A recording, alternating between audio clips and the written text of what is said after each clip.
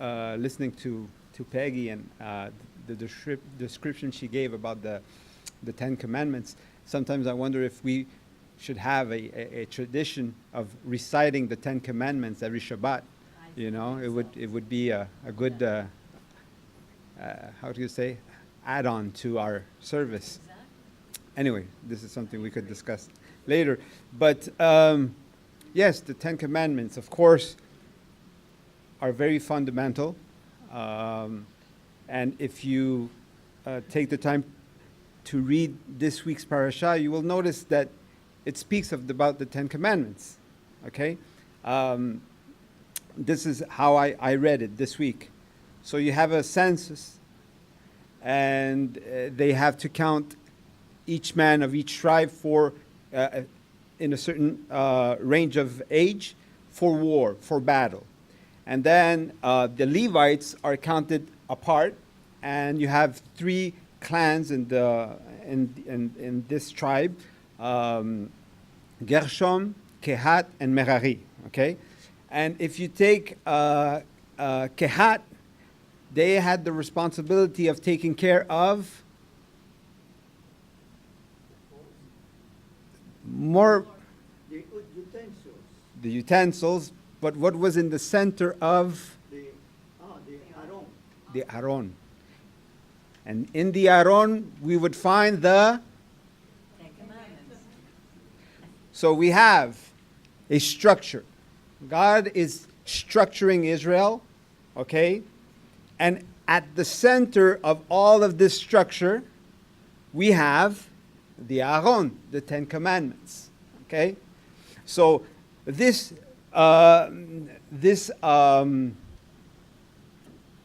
order of Israel was centered on these 10 words. And it has a lot to teach us about what is happening today in our society.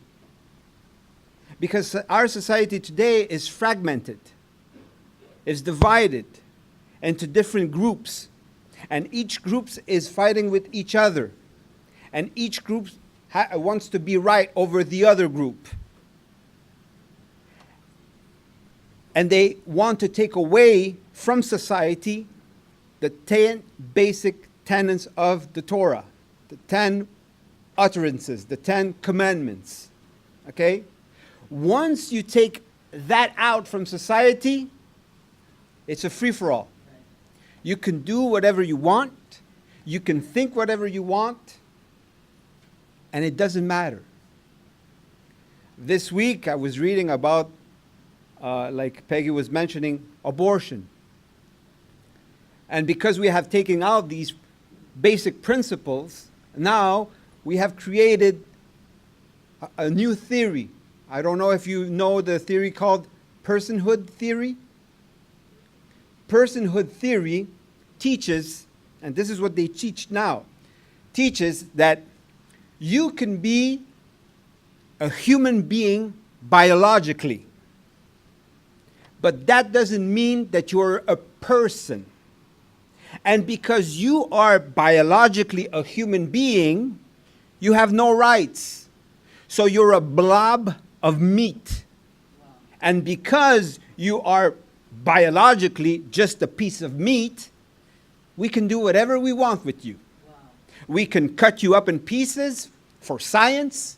We can kill you, abort you. We can do whatever you want because you're only a piece of meat. If you have cognitive faculties, then you're a person. Then you have rights. But when are those rights? When those rights come? Much later. When you're 2 years old, 3 years old, 7 years old, they still don't know. But the basic idea is this, that society does not see human beings as human beings, total and integrated.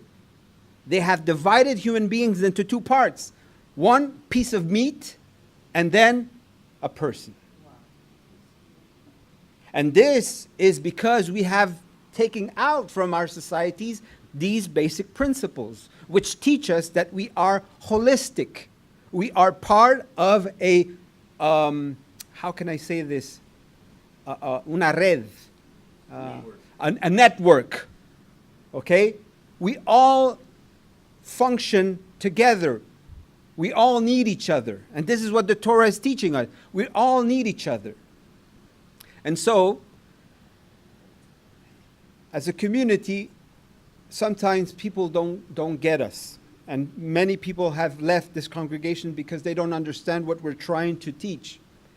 We are trying to teach that we keep the 10 Commandments.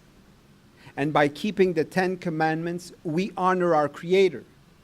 How? Because we acknowledge how He has made us as human beings. We don't invent ourselves as human beings. We don't impose on ourselves a definition of what it means to be a human being.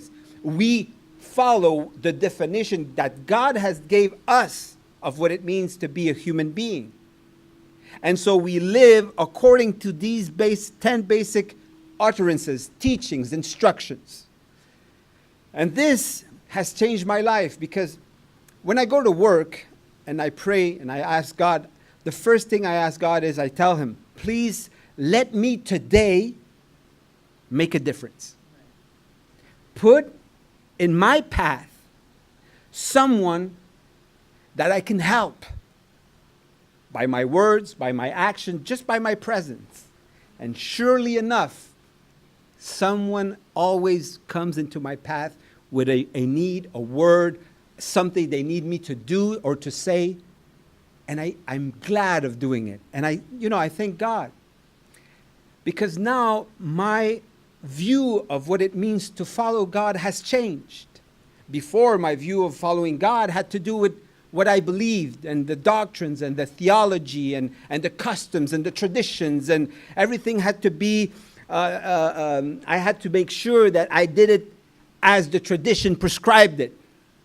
And now, my mentality is, how can I live out these 10 words every day with myself, with my Creator, with my family, with my friends, people around me? And believe me, if you ask God to open the doors in order for you to put into practice these 10 words, your life is going to change. You're going to see God from a different perspective. And you'll start feeling that religiosity melting, because it's going to be real. The impact is real. The actions are real. The results are clear. Not easy. No. Not easy. It's a challenge, especially in our world. I work with homosexual people, and I'm surrounded by them. And not only do I work with a lot of homosexual people, where I work, there's a lot of transgender people in the neighborhood. And I've noticed that I work near Ubisoft, and there's a lot of new kids who go to work there, and a lot of them are lesbians, and they flash it. They're not, they tell you who they are. And so it's a challenge to live out the Word of God today. Is a challenge. It's a challenge, but not impossible. Shabbat Shalom.